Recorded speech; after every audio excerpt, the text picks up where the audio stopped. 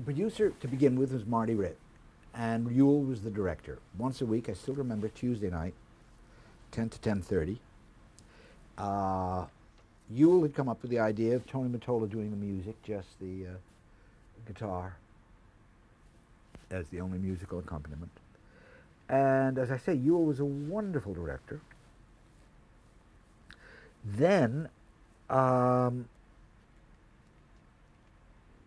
was the AD. The show was, I think, quite successful from the very beginning. And it was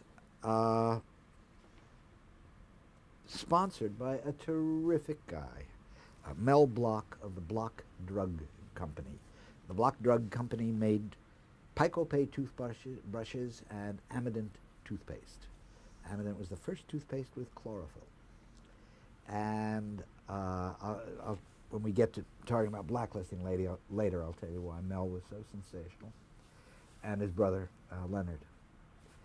I don't remember how far into the run of the show it was, but at one point, Yule didn't know, he had auditioned for Rodgers and Hammerstein for The King and I, and he didn't know whether he was going to take it. For the first time in his life, you know, Yule had entertained at parties playing the guitar and then eating in the kitchen with the rest of the help. And now he was making good money. There was a minimum that you could earn as a director, but if the show was successful, like anything else, you could up your salary. And I think he was up to about $385 a week, which again, terrific money in 1951, whatever it was. And he didn't know whether he wanted to leave the security of that to go try another show. He also wasn't that crazy about Gertie Lawrence. And at any rate, we talked about it a great deal, he, Marty, and I. And he finally decided to take it. And when he did, I was up to directing the show with another director, Kurt. Don't remember his name, but we alternated. I would do it one Tuesday, he would do the next. The budgets were hilarious. You know, have you ever seen Studio 42 up in Grand Central? I doubt whether it even exists. No.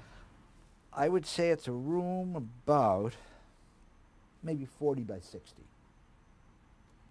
And everything was jammed in there. 3 cameras, every set, there'd be usually 3, 4 sets a show. We once did a show called Murder in the Museum. The entire room was the museum. It's hilarious. I'm trying to make the car, each shot looked like a different corridor, you know. And this had to contain the actors and the props. Doors were sealed, so that props that had to be used were over the prop table here with 2 prop men to hand them to the actors. A floor manager on a big show, sometimes 2 floor managers. When we used it for You Are There, we'd have 50 and 60 extras a show. So I don't know what the budget was, but the point was that there was no place to spend the money. Stars wouldn't do television. It was real come down for a movie star to do a television show.